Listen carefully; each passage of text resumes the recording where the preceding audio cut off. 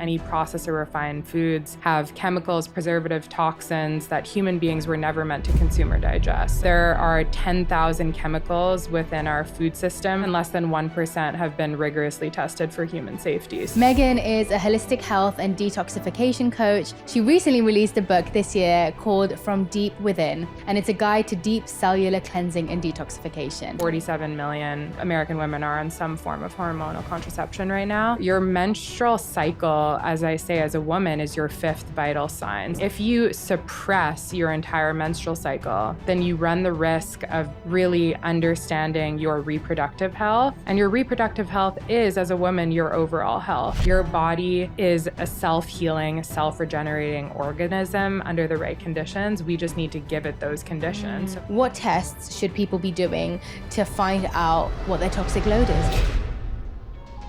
I'm Radhi Devlukia, and on my podcast, A Really Good Cry, we embrace the real, the messy, and the beautiful, providing a space for raw, unfiltered conversations that celebrate vulnerability and allow you to tune in to learn, connect, and find comfort together. Hi everyone, welcome back to this week's episode of A Really Good Cry. Today, I have a really special guest on. We actually spoke on a panel together recently, and I absolutely loved what you shared. I found it so fascinating, and so I really wanted her to come and share her wisdom on A Really Good Cry for all of you to learn and enhance your life in so many ways. Meghan is a holistic health and detoxification coach. She focuses on gut, hormonal imbalances, and skin health. She recently released a book this year called From Deep Within, and it's a guide to deep cellular cleansing and detoxification. So thank you so much for being here. Thank you so much for having me. It's such an honor. And let me tell you, I was obsessed with your book. I told you this when you came in the door, but when I started reading it, I was like, okay, great, I'm going to learn like a few things, and I'm sure it's going to be really useful. But I thought it was just so beautifully written. And I love how in-depth you went, because I honestly feel these days a lot of information that we need more in-depth information about, we get on a surface level. Like, it's given to us, but just in the quantity that like we kind of get it, but don't quite understand the depths and the roots of it. And I find in your book, what it's giving people is the ability to, one, take their health back into their own hands, which I'm a big advocate for, but also to understand that, wow, I can also learn about health. It doesn't have to be a doctor. It doesn't have to be someone who is a professional, has studied for years and years. I can learn about my body and I can understand it just as well as somebody else can that I've been relying on for my whole life. And so thank you for that. I think it's going to really empower so many people. And I'm so excited to get stuck into it. Thank you so, so much. Yeah, I think my goal with my brand and my book was to really take health and put it into a beautiful format. I always find health books are like, you know, they have no imagery, they have no colors, they're not inviting. And so I really wanted to take these health concepts and put them into like a beautiful coffee table format that someone could leave on their table and really, you know, and use and share with their friends and family and to improve their health. So and learn something just by picking up a page of it. Like, you don't have to go through it page by page. You can just open up a page and at least you learn something, or you take away something that's going to change your life in some way. So I want to dive straight in, because I feel like this is such a complex yet such a vital topic to discuss. So you share so many things in the book. The whole book is around detoxing. And I wanted to start off by asking you, what are the signs that people can look for to really know that they have toxins in their body and that they need to detox? Like, on a daily basis, what can people look for? Totally. Well, unfortunately, if you live a very typical life in America, you have to assume that you are being poisoned every single day, that you have a heavy toxic load that's burdening your system. You know, in the life that we live, there are toxins in our food, our water, our air, our household products, our oral care, our skincare, our makeup, our clothes, our furniture. Toxins are really everywhere. So toxins are permeating our bodies and creating cellular congestion and breakdown over time. And what that looks like physically are these symptoms that people have that they want so desperately to resolve. So gut issues, bloating, gas, irregular bowel movements, diarrhea, constipation, acid reflux, hormonal imbalances, everything under the sun, right? Skin issues. Such common issues. Yeah, acne, eczema, psoriasis, dermatitis, rashes, immune system imbalances, brittle hair, brittle nails, dry skin, fatigue, excess weight.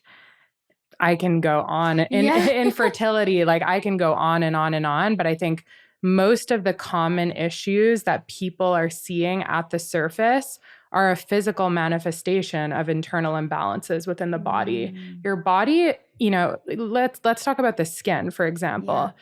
The skin, is a physical reaction to toxic overload within the body. So when your body is trying to detox, but can't, and there's a toxic overload within the body, that recirculates through the body and comes out through the skin. So that's when you see things like acne, eczema, and psoriasis. So with these symptoms, your body's never trying to hurt you. It's only trying to help you. So it's giving you these symptoms to show you that there's something that needs to be addressed within the body and that you need to listen and dig deep and understand what that is. Yeah, I always say that the moment something starts showing up externally, it is your body trying to scream at you because it's already told you once, twice, 3 times, maybe 4 times before through different means in your body. It's maybe told you through your digestion.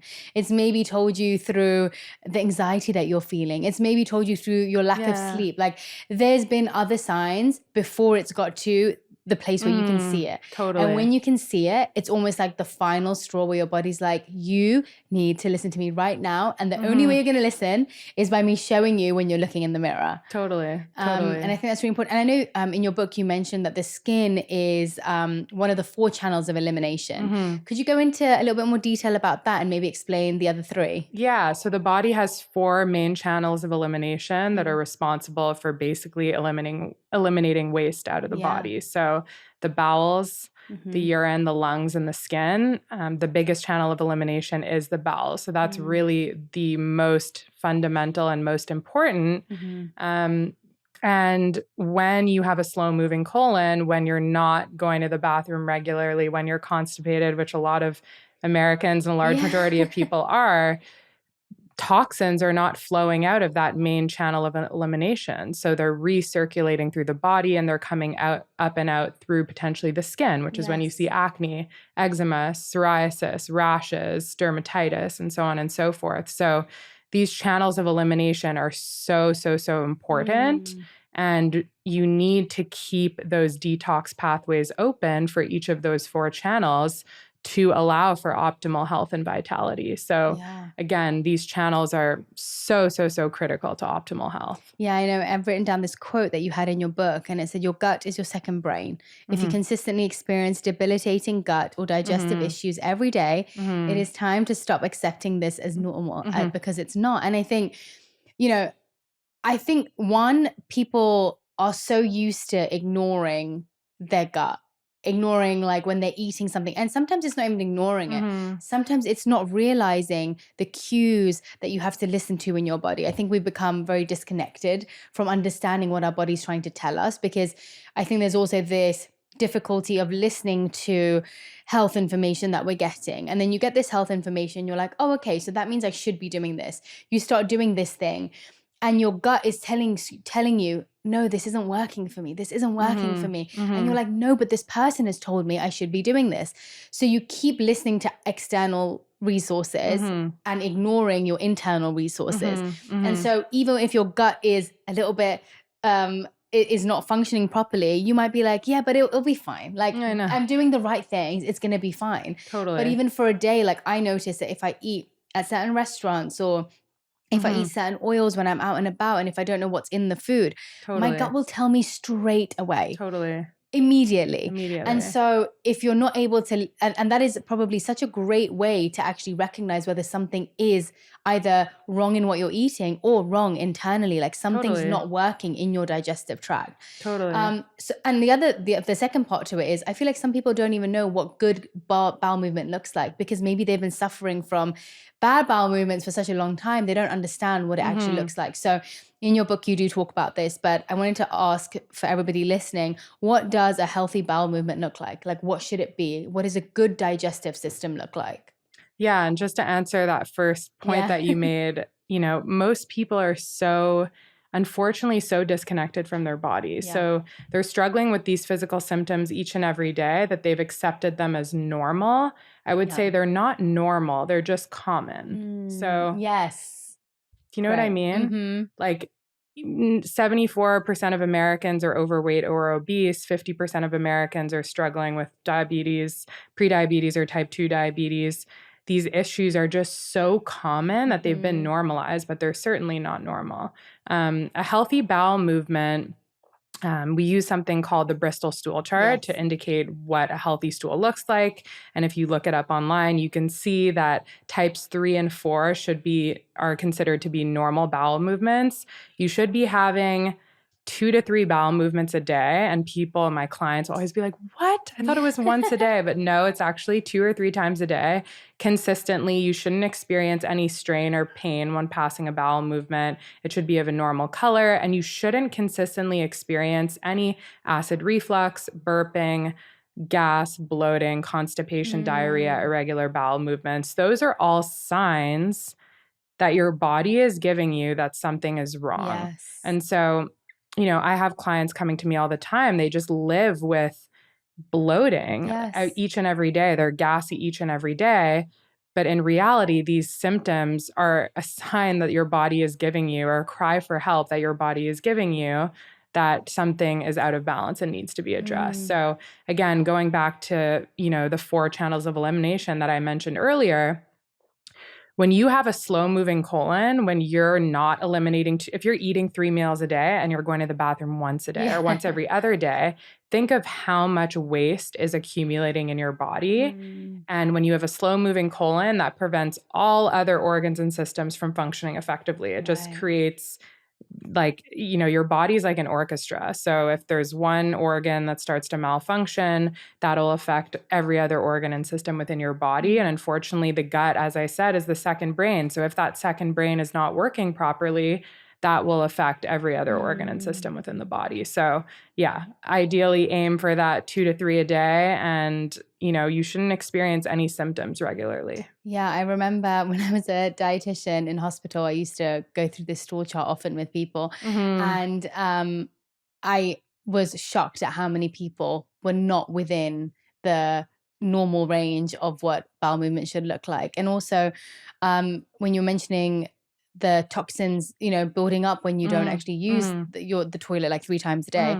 When you were speaking about gas and bloating, in Ayurveda, it talks about how when your food is not digested properly in your gut, it's when fermentation happens in the gut. And so actually the gas, the bloating, the burping, whatever it is that you're experiencing is a product of the fermentation that's happening in your gut because it's not being broken down properly. And when it's not broken down, it creates armor or toxins in the body that then manifest in that way. And so it is the greatest sign that your body is giving you that something isn't right. 100%. Yeah. When there is blockage, there's blockage in the colon, right? So think of it like a pipe, a rusty pipe, and your sink is clogged. Think of that. There's, accumulated toxic waste we call mucoid plaque in your colon, and you're eating food, and that food is coming in, and you might be eating the right foods, but because you have that accumulated toxic waste, that food is getting blocked. It's fermenting and putrefying in your system, and that's what's leading to gas and bloating. So the people who come to me and they say, every day by the end of the day, I have gas and bloating, no matter what I eat. I can eat the healthiest, I can eat the healthiest food in the world, but by the end of the day, I have gas and bloating. There's blockage that's actually preventing the passage and creating, again, that fermentation putrefaction, which leads to those symptoms. So again, it's all rooted again in that toxic waste that's sort of sitting within the system. And, some people do have the physical symptoms that show at the surface, but a lot of people don't necessarily. Like they might have that toxicity, but they don't have the acne, they don't have hormonal imbalances or gut issues. But later in life, that cellular congestion and breakdown could lead to like long-term chronic disease. So really important to address up front. For me, I find whenever I notice things like lethargy, feeling tired in the morning, even though I've slept enough, those are actually two of my major signs that I've got toxic buildup in my body. Like 100%. that's usually when I'm noticing where I'm like, okay, and bowel movements. But like as soon as I notice I'm more tired than I usually am, or I'm feeling that lethargic, heavy feeling, that's always been my sign that, okay, I need to fast, or I need to detox, or I need to do something for this day. And usually if you do something even for like a day, it can shift it so fast. You suddenly change what you're eating within a day, or you're a bit more conscious of the things that you're allowing into your body, and you notice how much your body will adapt and shift to that change, and how much it will appreciate and reward you for that change by changing your mood, the way that you're feeling, your lethargy, your tiredness. And you mentioned toxic load earlier, and you speak about it a lot in your book. What are the main things that you would say on a day-to-day basis are creating these toxins? I know you mentioned a whole line of things, but even within the first like few hours of someone waking up, what would you say that people are unaware of that is creating this toxicity in the body that is so normal, as you said, but not good for you?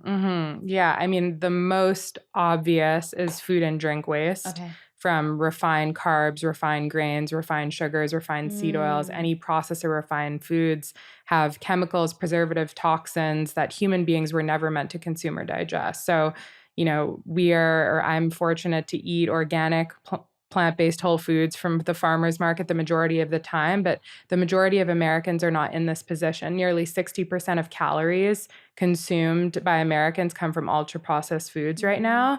And there are 10,000 chemicals within our food system, 40,000 chemicals within America, and less than 1% have been rigorously tested for human safety. So that is so scary. The average American is consuming an exorbitant amount of toxins through their food. Then tap water is another big one, right? Know. 52% of Americans are consuming tap water on a daily basis unknowingly, and they're consuming fluoride, chlorine, heavy metals, pesticides, chemicals.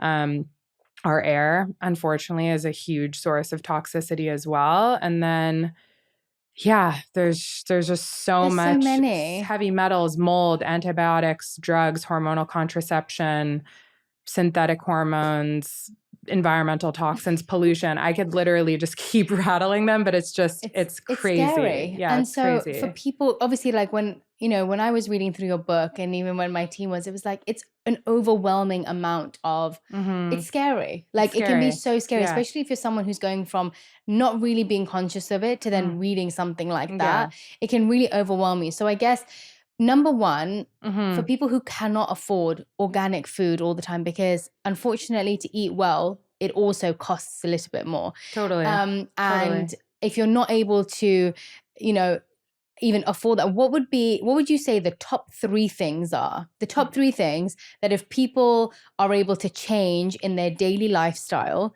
would be the ideal things to spend their money on and to help reduce the toxic load in their body?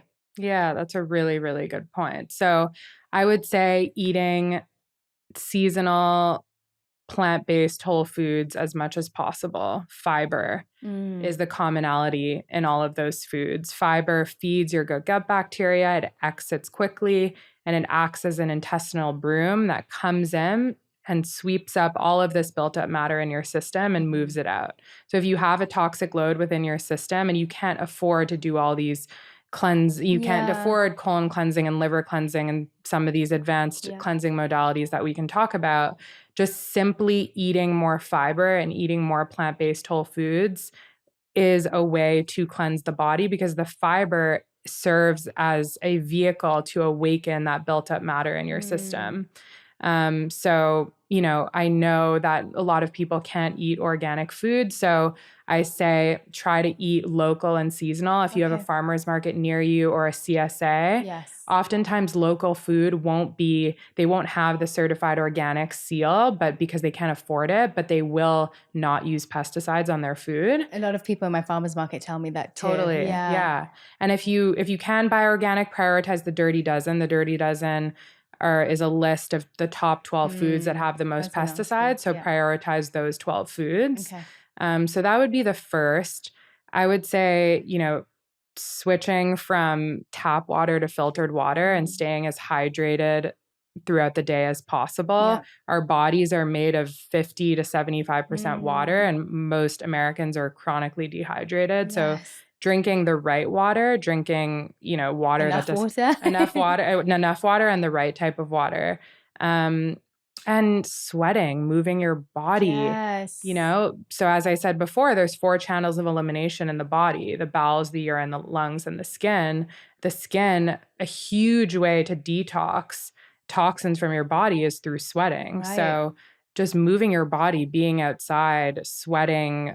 If you do have access to hot yoga and infrared sauna, or you can be in the blistering heat in LA and you can get a good sweat in, I think those are 3 things that the average person can do to really reduce the toxic load on their body. That is such like good. Those were good 3 things. I have to say, like even the sweating, I think about that whenever I've got like a cough or a cold or I feel groggy or that kind of feeling. As soon as I get moving and my body releases sweat, I honestly become a different person. And I feel it even in my congestion, or if I have anything going on like that, you automatically feel your body has released something. You feel lighter after that. Totally. And I know you mentioned water, and my friends always call me, or like have had jokes from when I was younger, of being a water snob. And I always used to feel really embarrassed when I used to go to places, because I've always been so particular about the water that I drink, because I had read so much about it. So whether it's like not wanting to drink, I'm like, I'd rather just not drink water than drink water from a plastic bottle, or I'd rather just not drink water if I have to drink tap water.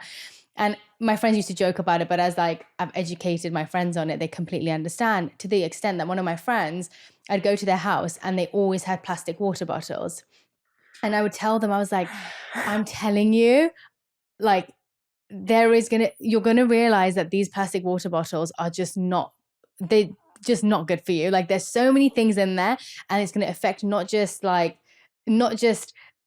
it's going to affect a lot more than you think. It's going to affect your hormones. It's going to affect everything about it. And I remember him being like, yeah, okay, whatever. And then he went to his doctor, and his doctor, he told him that he had some hormonal shifts that were unexpected. He had high like estrogen levels, and that actually showed up in his blood work. And he came back to me and he was like, I'm switching to glass water bottles like Mountain Valley.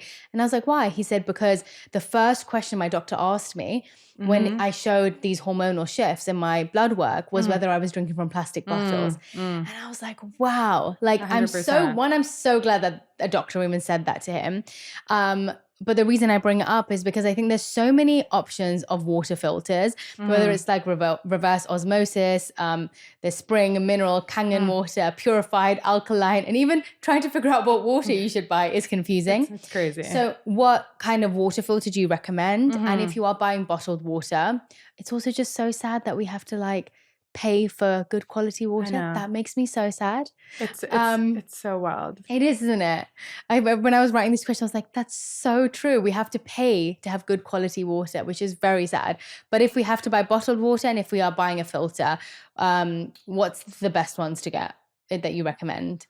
Yeah, I'll answer that. It is so ironic that we have to like pay extra to avoid poison and toxicity, and within our society, it just makes no sense at all. But yeah, to prove your point about the plastic water bottles, the average water bottle has 240,000 nanoplastic particles. Oh my goodness. Which is 100 times more than they previously thought.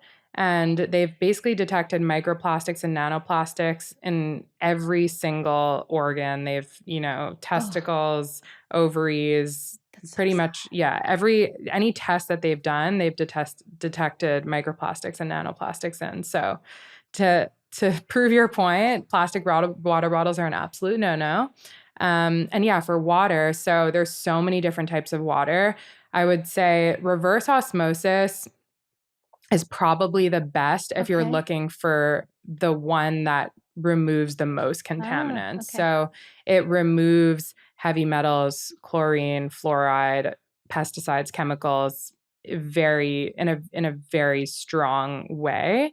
But the problem with reverse osmosis water is it does remove very important minerals from your water. So if you have a reverse osmosis filter, then you have to add trace minerals and and kind of go through a step of remineralization because you really need minerals in your water.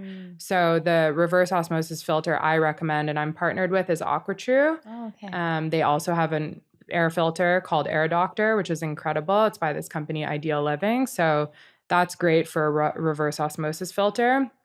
If you're looking for just really, really high quality water that's very mineral rich, you would want to go for like a spring water or a mineral water. But in that case, you have to absolutely make sure that it's from a trusted and reliable source.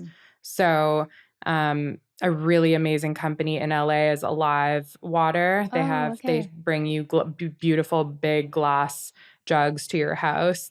I love Alive Water. And then you could do something like Mountain Valley spring water in the glass bottles, and that's an option. In terms of like the Kangen water, the alkaline water, Kangen is basically ionized alkaline water. I don't know much about if this alkaline water is actually better for you or not. Like, I don't know too much about the research behind those.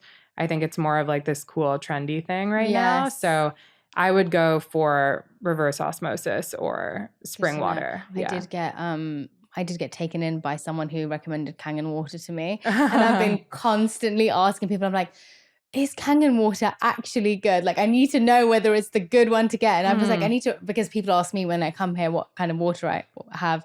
And I have bought Kangen, but every time I've been like trying to think of whether it's actually the right one. So I might change to reverse osmosis now. You should check out Alive Water. I think you would love it. So it's incredible spring water, and they deliver it to your house, and it's so good. And other water filters that people have at home for like people maybe who can't, some of them can be quite expensive to get on tap, the tap ones. What about the ones that are like pourable that they can put the tap water in that then filters it? Is that, how are they? Yeah. So AquaTrue is like, they have an under sink filter, but they have like a glass carafe on the countertop. And they'll have sales and it'll be between like $200 and $400. So, I think it's maybe an upfront investment, but it's better than having to buy the glass bottles over and over again. Yeah.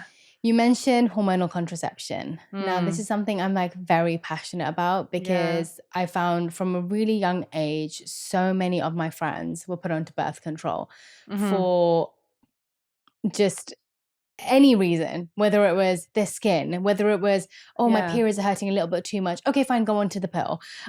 Just so many reasons that now my friends who are now in their 30s have really come to somewhat regret having gone on the pill from a young age, whether it's trying to get their periods back, whether it's trying to get pregnant. The list is endless of what the pill has unfortunately done to a lot of women. And but I still think there is a big misconception, lots of information unknown to what the pill really does because it's still being recommended left, right, and center. In your book, you say hormonal contraception doesn't balance your hormones, it silences them. And I really have a strong feeling about most medication when it comes to that. Like, I believe that most medication does exactly that. It doesn't go to the root cause of the problem. It will, you take a paracetamol or Advil for your headache. Yeah, it's going to silence the headache. But why are you having that headache? Like, let's figure out why you're getting those headaches regularly rather than trying to just mute it or numb it.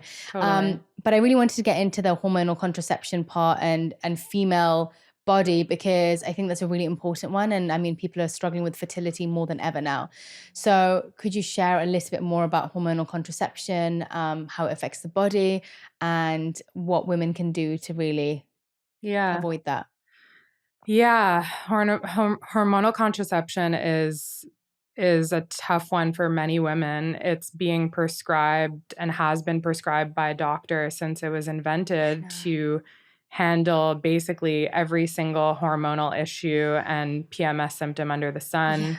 And at this stage, I think 65% of American women are on it, which translates to, 47 million American women are on some form of hormonal contraception right now, which is astounding. And yes, as I said, it doesn't balance your hormones, it silences them, right? So your menstrual cycle, as I say, as a woman, is your fifth vital sign. So if you suppress your entire menstrual cycle, then you run the risk of just not really understanding your reproductive health And your reproductive health is, as a woman, your overall health. So you run the risk of just not really being connected to your body whatsoever, and also not being able to see signs of internal imbalance, right? You're just suppressing, you might feel good temporarily, but you're just suppressing all of these issues that you might be experiencing, whether it's irregular period cycles or painful periods, heavy clots, acne,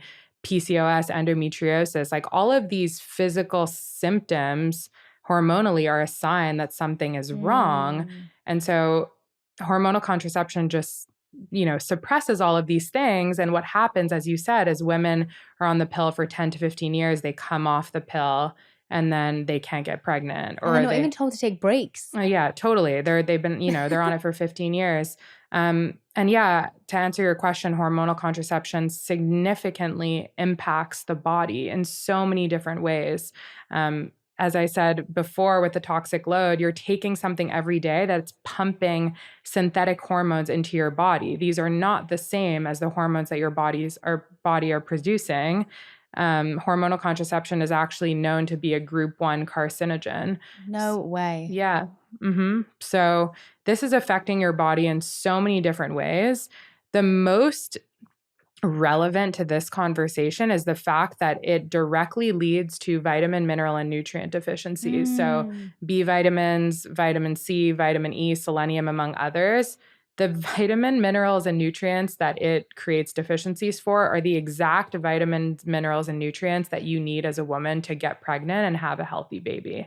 So basically what's happening is, someone's on the pill, and all of these vitamins, minerals, and nutrients that they need to get pregnant and have, a healthy baby and to nourish their baby are the ones that are being suppressed.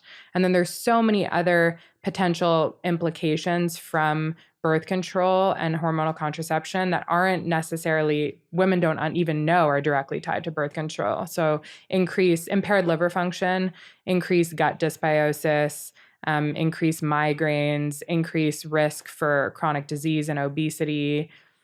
I can go on and on and on, but it's really crazy. I have my own personal experience with hormonal contraception. I was on, birth control through my teens, 20s, and then switched to an IUD, and an IUD actually gave me cystic acne. So out of the blue, I started getting, acne on my face, on my back, and it was part of my healing journey, because I discovered through my own research that through Reddit forums and stuff online, I was saying, oh my God, this IUD is what's giving me this acne. Wow. And went to the doctor, got it removed, and, basically had to say, I'm not leaving this office until I get it removed, because they didn't want to remove it.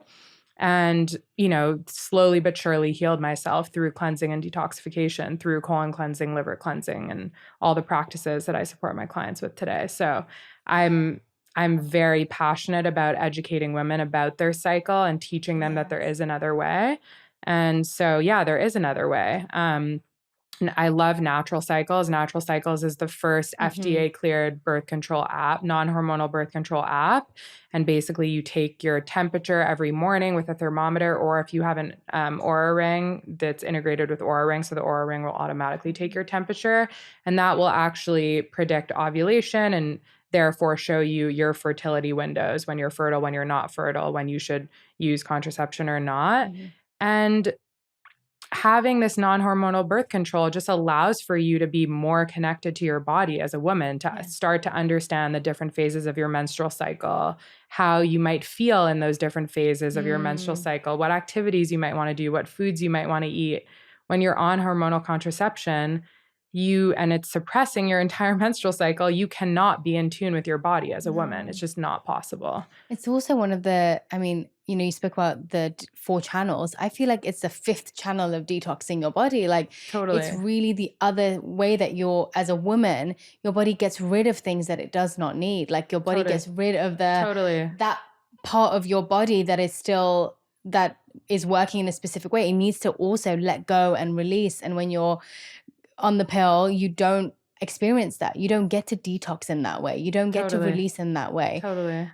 Thank you for sharing that. I feel like that's really useful information. I've heard of natural cycles actually. And I've Yeah. had so many of my friends say it's been so useful once they came off the pill as well. Yeah. I also love this documentary by Ricki Lake. I don't know if you know her. No, yeah, Ricki Lake. She's in Malibu. No, she's incredible. I She has this don't. documentary called The Business of Birth Control. It's actually not on any major platform, of course, because it's very controversial. But this documentary is incredible. It talks about the downstream impacts and, of birth control on the body and sheds light. And so for some of my clients or potential clients who are nervous about going off the pill, I really recommend this documentary because it really kind of opens your eyes to, okay, how can this be affecting my body? That's I'll definitely watch that documentary. I feel like so much of what you've spoken about has been about the food that we're eating. And so when people are going grocery shopping, what should they be looking out for? Are there like top 5 toxins or top 5 ingredients that people should be looking out for to really avoid? And, of course, there's the processed and packaged foods.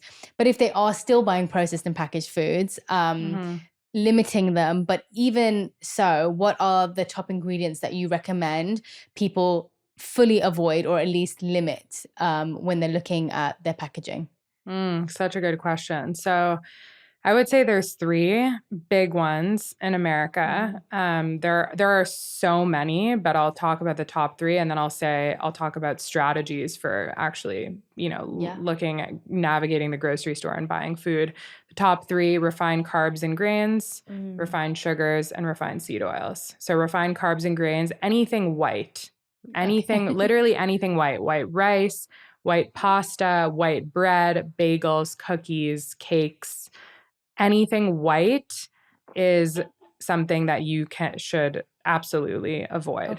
Refined sugars, unfortunately, are found in everything, and it's very hard because there's so many different names for sugar. I think there's something like 56 different types of names for sugar, but things like just, sugar on the label, high fructose corn syrup.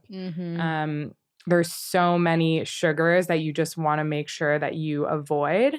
In everything. Like in things that are so unnecessary. It's insane. Like, I think I had a client be like, what do you think about this bread? And it looked at the surface like a healthy gluten-free bread. Vegan, seeded. Yeah, totally. Like all the things that you want to be reading, organic, like all the things you want to read, and then you read the ingredients. And that's cane and then I read it and I was like, oh, I've never heard of this. Let's check it out. Cane sugar on the ingredient. I'm like, why is there cane sugar in bread or in tomato sauce or like the craziest things? And then the last category is seed oils. So seed oils, refined seed oils are in absolutely everything. Sunflower oil, safflower oil, rice bran oil, canola oil. This is especially an issue at restaurants. So, if you're going to a restaurant, deep fried foods, even the healthiest restaurant is often using canola oil because it's a lot cheaper to use than olive oil. So you have to be I've noticed that in a lot of LA places where you're paying a lot for healthy options. Totally. And then I've called them when I've been really strict with it, and my husband's been on like a plan where he really can't have seed oil. So I call them up and we ask, and it's like it's all the healthy restaurants that we called, they were still cooking in those oils. Totally. And it was so fascinating. You should use the app Seed Oil Scout. It's amazing. Okay. So it's an incredible app. They basically have a map, and you can search a restaurant and it'll say seed oil free or not. And it'll say dine fearlessly or dine shamelessly. And it's a really great app to just like navigate, going to restaurants and stuff, but also just ask, if you're going to a restaurant and paying for food, you have the right to ask. Yes. So those are the top 3 I would say that people should avoid. But then just put simply, just get curious. Like when you buy a food, don't just look at the label if it says low sugar or high protein or healthy or vegan or gluten-free and just assume that it's healthy. Yes. Actually turn the package over, look at the ingredient label, and go through the ingredients and look and see, are these single ingredient whole foods that I actually recognize? Yes. Or is there something in here that I don't recognize? And if you don't recognize it, ask someone about it or look it up. We have Google, we have ChatGPT now. You can look up anything. Just look up an ingredient and say, what is this? Yes. Before you buy something. And just get into the habit of doing that, getting curious, asking questions, reading labels, because your body is your own home for the rest of your life. So you should take care of it as best as you can. And that involves just really being careful about what you're eating. And the reality is, in America, we have to just be extra careful. So those are some of the tips that I'd recommend. What oils do you recommend people cook in at home? Yeah, so olive oil, extra virgin olive oil for like raw or low heat cooking. Yeah. So for any salad dressings or low heat cooking, I always recommend olive oil. It has a lower smoke point. For any high heat cooking, so like if you're roasting vegetables in an oven, I recommend avocado oil because it has a higher smoke point. So it's better for high heat cooking. So that's what I use as well. They're my favorite too. Yeah, but you just have to be careful again, because there are, again, unfortunately, olive oils that are mixed with, canola oil. Even though it'll say olive oil on the surface, you turn over and it'll say mix between canola and olive oil. So recommend looking for things like extra virgin, raw, unrefined on the label, so you know and look and see that it says 100% pure extra virgin olive oil, so that you know that that's really what it is. Yeah. I noticed that my health changed when I became like an active participant in my health. And I think that's really what you're saying really hit me, because I think had I not, my health could have gone in a completely different direction. But it takes work. It's like, I think we're so used to putting our health into other people's hands that we become lazy with our own participation in our own health, in our own body, in our own recognition. And it's like, oh, if I feel unwell, I'll just go here and someone can tell me. And I think the moment you decide that you're going to invest your time in you, invest your energy into your own life, invest energy into reading labels. Of course, it takes longer. At the beginning of like changing your health, it does take a little bit more time. You have to spend a little bit more time when you're shopping. You have to, when I turned plant-based, it took so much time having to read every single label, having to ask every single question when I go to restaurants, having to look at every label when I'm looking at clothing or whatever it was. It definitely takes way more energy. It still does, even though I've been plant-based for like 10 years now. It still involves me putting in a little bit more effort than I used to. But I think that investment is like the best investment that you can possibly make in time, in energy, in education, is to improve your health. Because, I mean, if you don't have your health, you can't do anything you want to do in your life. If your physical body isn't present and working. I remember when I got really deep into my spiritual practices, I focused completely on my spiritual practices and I was almost neglecting my physical health. Yeah. And it made me realize that, well, if I have my spiritual practices, but I'm not able to embrace those spiritual practices to then physically help other people and be a better person for other people, then what is my physical body here for?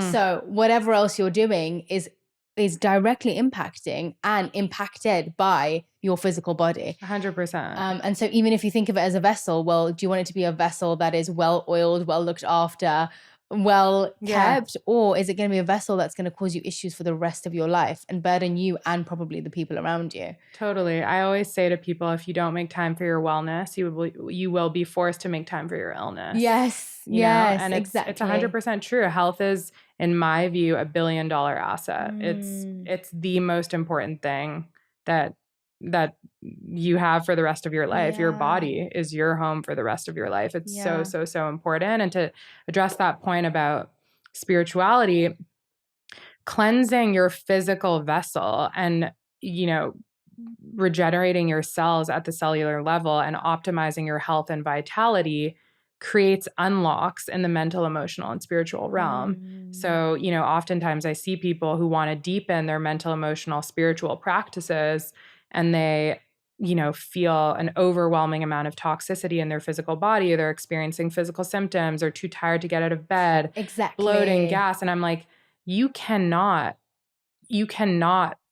possibly optimize your mental, emotional, spiritual well-being and really tap into a higher power or something greater than yourself if you are not even connected to yourself. Yes. And I feel like energetic blocks intertwine with physical blocks in the body. And so if your physical channels are blocked, it also would be that your spiritual channels are blocked and your energetic channels are blocked 100%. and your lymphatic channels are blocked. Totally. And so I think it all really plays part in each other. When your energy channels are blocked, it impacts your physical body. You feel aches, you feel pains. You don't understand why they're there because you may not have even done anything to them, but energetically, or with whether it's anxiety, whether it's mood, whether it's whatever it is, that is also impacting your physical body. So how can your physical body not then have an impact on your spiritual or energetic body? Totally.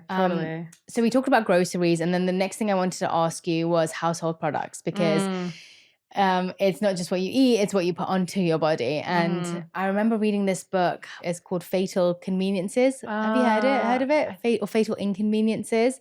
It's a really great book. I feel like you'd really like it as well. It's all the things about the things that have made life more convenient, but are actually fatal to our health. Oh, totally. He's like Daniel Orion, or I went on his podcast. He was really brilliant. I feel like you two should definitely connect. Oh, totally. Let me look it up so I can. Oh, Darren. Yeah, I know him. Darren? Is it Darren? Yes. Yeah. Fatal Conveniences by Darren Orion.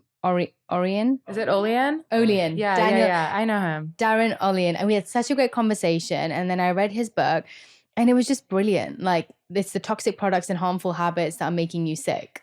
Totally. And it's simple things that people just have no idea about. Yeah. But that can make such a difference to your daily habits. Yeah. My first book, From Within, that's before the one you read, it has a section called Clean Better For You brands. Obviously, these change and evolve over time. So it's I need to read your first book. A little bit outdated. It's more about gut health, that book. But it has a list of Clean Better For You brands by category. I'm actually planning on making and launching an updated list because I think it's just so helpful for people who are, you know, this is second nature to me, but the average person is so inundated and overwhelmed that these lists make such a difference in navigating the grocery store. Yeah. So, yeah. I would love, just like you gave those top 3 for food, what are the top 3 things for people to look out for in household products to avoid?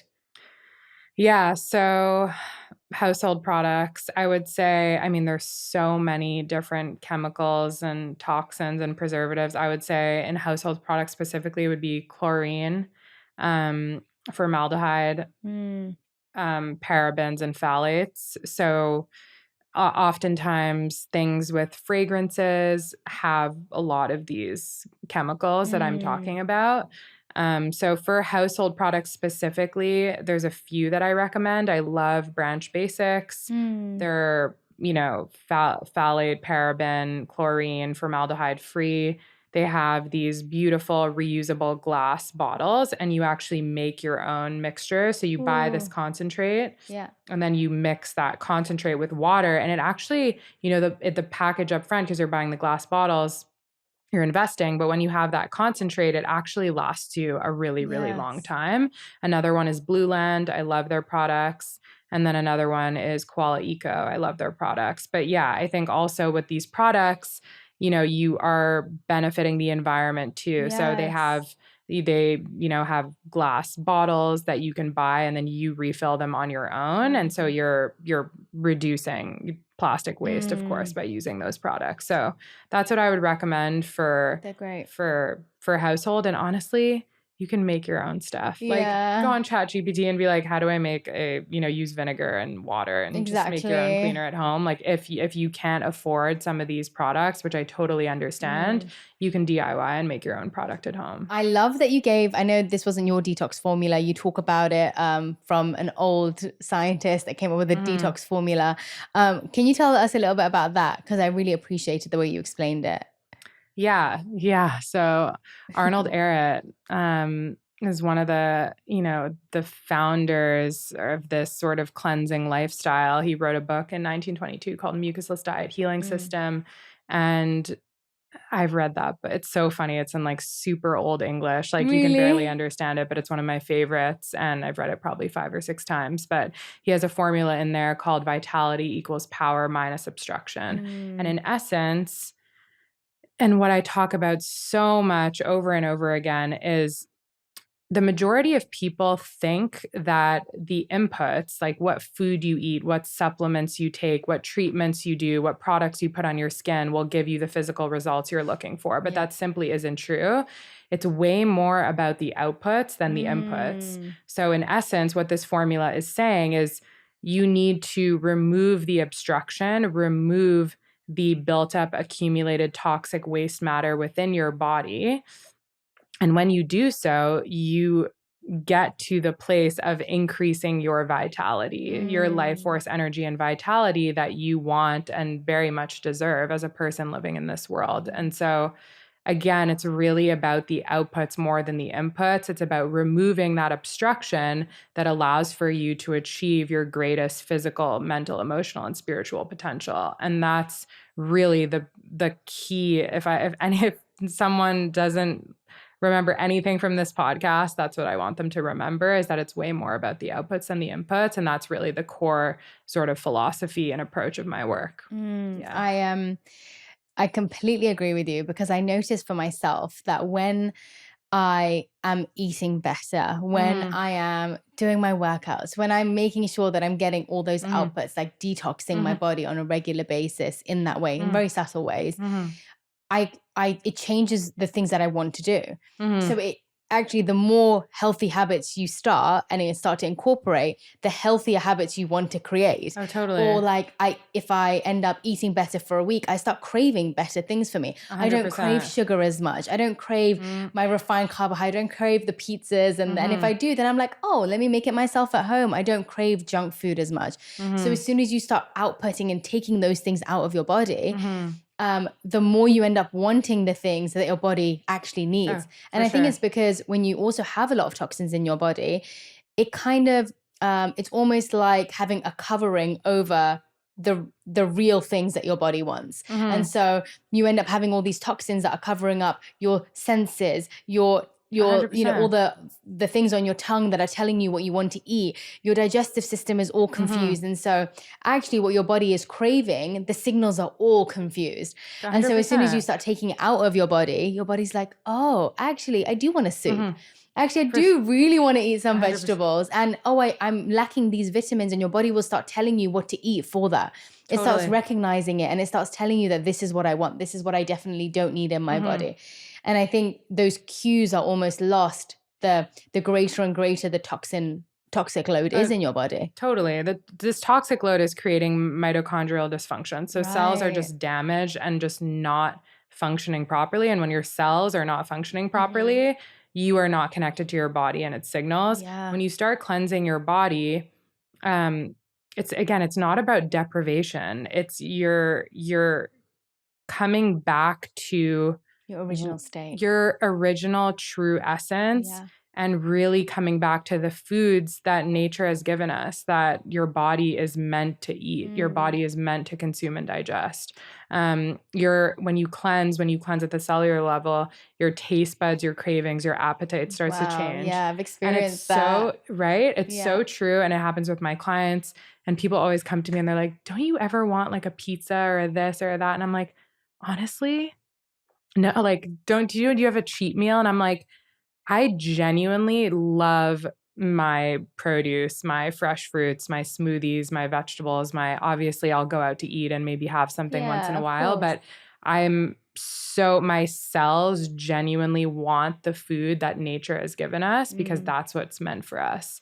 And so cleansing is about coming back to that original state. I love what you said about it's not deprivation, because I find with society being, all of us, we're so used to instant gratification and instantly satisfying our senses that you see removing as being depriving. But actually, I always see, most of the time for me, removing has meant freeing. Like, it's freed me from being controlled by my senses. It's freed me from being controlled by my environment. And so what looks like deprivation, and sometimes discipline can look like deprivation, but actually it is so freeing and expanding or expansive than actually being controlled by your senses, being controlled by the food that you're eating that's addicting you to that food over and over again. And so I actually think what you said, it's like, if it feels so good, like when you eat fruits and vegetables, it actually does feel good.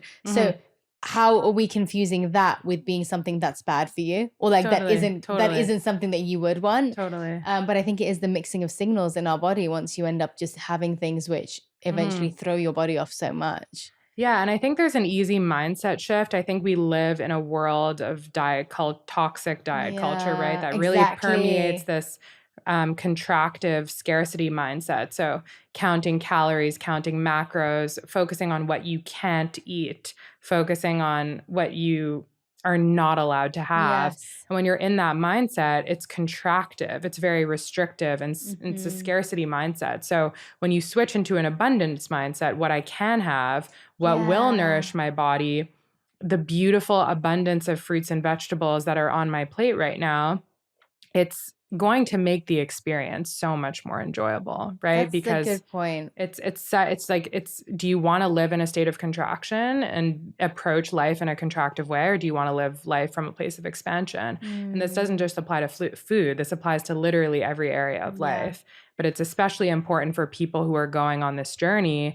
Focus on your why. What is your why? It's not weight loss is such a contractive why. Is it to wake up early with energy and be able to bring your kids to school and, be present for them?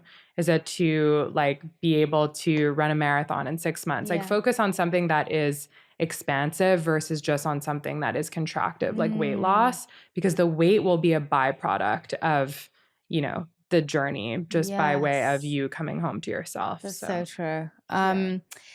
You also, you've been speaking about the different types of detoxing that we can do. Now, I really want to get onto that because I'm sure many people are wondering, but how do I detox and what can I do to get these toxins out of my body? Yeah. So could you break down the different methods of detoxing that exist and the easy ways to do it maybe for people at home and also the complex ones where maybe you need a professional to do it with you?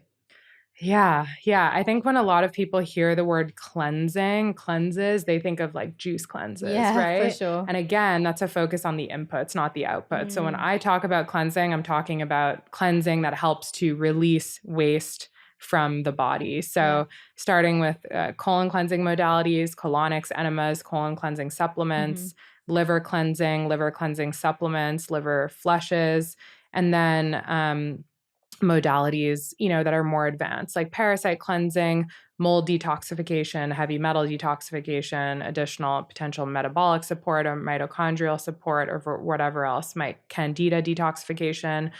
These are all modalities that I use in my practice.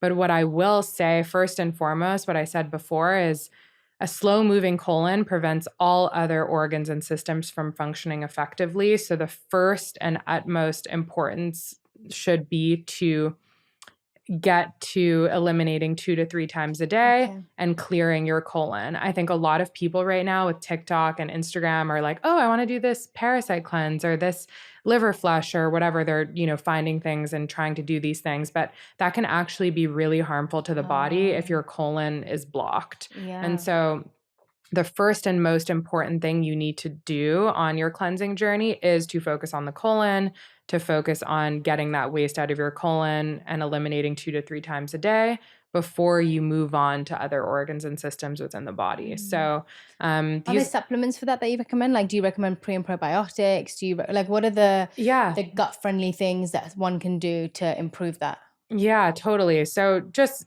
basic things that I talk about in my book actually has very specific, beginner, intermediate, advanced, and expert food and eating protocols. So eating, as I mentioned before, more fiber, eating more plant-based whole foods. Fiber is supporting not only are you getting vitamins, minerals, nutrients, antioxidants, live enzymes from these foods, but fiber is actually acting as an intestinal broom that sweeps up all of this built up matter in your system.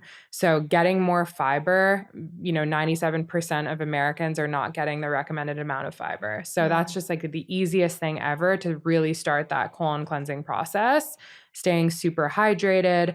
And then, I recommend supplements in my book. I have a chapter called Colon Cleansing Supplements. Magnesium oxide is a really good supplement. Not only helps with sleep, but helps with colon cleansing and elimination. So if you're looking for something at home to really help with sort of, you don't want to, take it forever, but it's a really good thing to help with sort of the release of waste. And then I have some other products in there that I recommend. Amazing. You have to be a little bit careful with some of them, but in the book I talk through those. And then things like colonics and enemas. So I, recommend colonics for anyone who has access to them, and then enemas if you don't have access to colonics. But those are some colon cleansing modalities that I do recommend.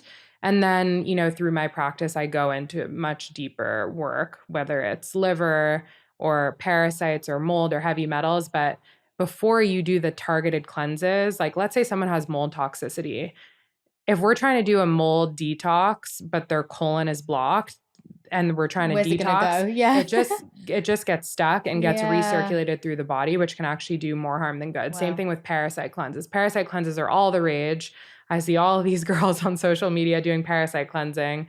But if you're constipated and you're trying to do a parasite cleanse, and you kill a parasite and it's dying off and it has nowhere to go, it's going to, recirculate through your body. Yeah. So you really have to do cleansing in the right order. Definitely. And the first and most important thing is to open up your detoxification pathways, your colon, your liver, your lymphatic system, before you go into anything more targeted for the body. That makes so much sense. Yeah.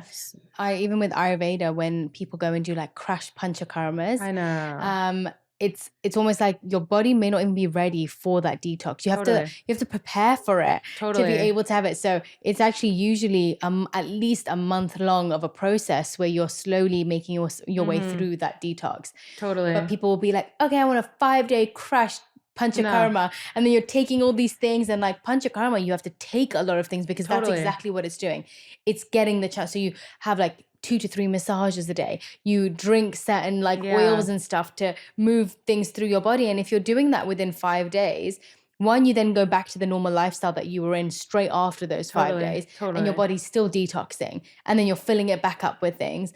But also your body's not prepared for it. It's not ready to actually, you haven't opened those channels up for the toxins to actually be released. And so for a lot of people, I've noticed that they get actually really bad digestive issues after coming back from doing a detox. And it's because their body was just not ready for it. Totally. So something to be aware of with detoxification is detox symptoms. So I always say the symptoms are the cure. When your body is releasing waste through all these channels, sometimes things get worse before they get better. So you will experience more digestive issues, more acne, more fatigue, and it's because waste is literally being expelled from the channels within your body. And so if you try to detox too fast, so an example is if you're eating 3 cheeseburgers a day and then you become a raw vegan, your body is, you're going to get, I've had clients literally get sick because they're trying to do too much too fast. And so you have to be really careful, but also know that if you do see symptoms, if you are trying to gently detox, know that the symptoms are the cure. And oftentimes this means that you are opening up your detox pathways and that you're on the right track. I hear a lot of people, they'll be like, oh, I can't eat raw vegetables. Like I get, stomach aches. I've heard that so much. Well, that's because there's tons of fiber in that food. The fiber is coming in and acting as an intestinal broom and sweeping up the buildup in your system, and you feel sick because your body is detoxing. Wow. So people stay away from those foods and say, oh no, I feel better when I eat pasta and bagels. I've heard that so much. Totally. Yeah. So when in reality, those foods are actually cleansing the body. And another thing I'll say is cleansing is a process. It's a lifestyle. It's not a one-time event. So we live in a world in which it's like, okay, let me do this 5-day juice cleanse or this. And I'm going to be cured of everything. And then I'll be cured of this liver flush and I'll be cured of everything. And it doesn't work that way. The goal is not to implement all these cleansing modalities all at once. It's to do so in a way that feels realistic and attainable to you, but also allow ample time for hydration, rest, restoration. You shouldn't be doing all this stuff all at once. I have clients that work with me minimum 3 months, sometimes up to 6 months, sometimes longer, because this is a journey, right? If you're a 40-year-old person, you have 40 years of waste accumulation in your body. That doesn't just happen in a week. That needs time. You need time to, decompress and rest and hydrate and restore and all these things. So I feel that way after lymphatic massages sometimes. Totally. Where you end up feeling a little bit like you're getting under the weather, or you feel congested. But then a couple of days later, if I've been drinking enough water, eating good food, I feel the benefits, but I definitely feel that initial, like, oh, after I've been traveling too much, maybe had late nights, whatever, there's been toxic buildup. Yeah. Then I end up having a lymphatic massage and I'm like, oh, I actually feel worse the next day. And then I feel Yeah. better. It's like getting the flu. Like Yeah. people are always like, oh, I'm sick. And I'm like, it's actually a good thing. Your Yeah. body is like having basically a spiritual, like physical, mental, emotional, spiritual upgrade. Your body's ridding itself of all of these toxins. Exactly. You're not hungry because your body's focusing on waste Getting things elimination. out. It's And then prioritizing. after, you feel incredible because your Yeah. body just went through basically a natural detoxifying process. So That's like, everyone enjoy your flus. Okay. yeah, enjoy your flus colds. this season. The last question I want to ask you is, what tests should people be doing to find out what their toxic load is, what toxins they have in their body? Is there specific ones to ask for? What should people be doing? Yeah. So first and foremost, what I'll say with testing is we live in a world right now where I feel like functional medicine is a bit like pharma 2.0. And what I mean by that is like a lot of time there's an over-index on testing, and then people will spend thousands of dollars on tests. Functional medicine doctors will prescribe 10 to 15 supplements, and these people just don't really feel any better. And so, yeah, I think focus on the symptoms first and foremost from a qualitative perspective. Focus on your physical symptoms that you're experiencing, and definitely focus on cleansing, because that's the most important thing. Not inundating you with more supplements, more products, more things. Yeah.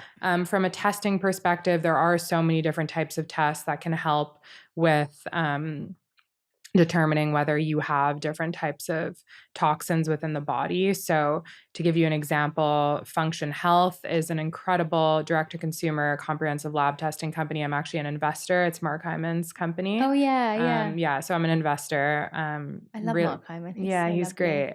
And it's a really incredible company, and they test like 150 biomarkers for, I think, $4.99 a year, which is very, very reasonable for the amount of tests that they do, and the biomarkers they test for. So you'll be able to see elevated liver enzymes like bilirubin, et cetera, which can dictate that you have a malfunctioning liver. They test for some heavy metals in there. They test, metabolic. This is all blood. Yeah. So you're not getting everything through a blood panel, but this is definitely a really good start because you can check for a lot of what you need to know. And then if you have very specific things that you want to test for, like, parasites, you do probably a stool test. The unfortunate thing with stool tests is that they only test for a certain number of parasites, when in reality there are like hundreds, right? So it's not fully going to give you an answer of whether or not you have a parasite, but stool tests will check for candida, parasites, and then mold. You can do like a mycotoxin test, which is for your body. And then you can also get someone to come into your home and do a test for your home. So if anyone's listening and they have questions, you could always DM me. But there's so many different types of tests. And in my practice, if I feel like people need to get specific tests to check for certain things, then we will do so. But the reality is the majority of physical symptoms are resolved through cleansing. So what I've seen in my practice is people have come to me spending thousands of dollars on tests, and they haven't seen any results. And then in our work together, even though we might not do any testing, all their physical symptoms go away. And that's because your body is its own healer. Your body is a self-healing, self-regenerating organism under the right conditions. We just need to give it those conditions. So when we cleanse the body, we are giving your body the capacity to heal on its own, and it has the capacity to do so once we allow for it to heal. And so while testing does play a role, I think oftentimes it might not even be necessary when you're doing the right cleansing in the right way. Yeah, when you're tuning back in and listening to your body. Totally. This is not completely unrelated question, because your skin is a reflection of what you're eating and how well you're looking after yourself. But what's your favorite clean skincare, and what do you do for your skin? Because it looks amazing. Thanks. I appreciate that.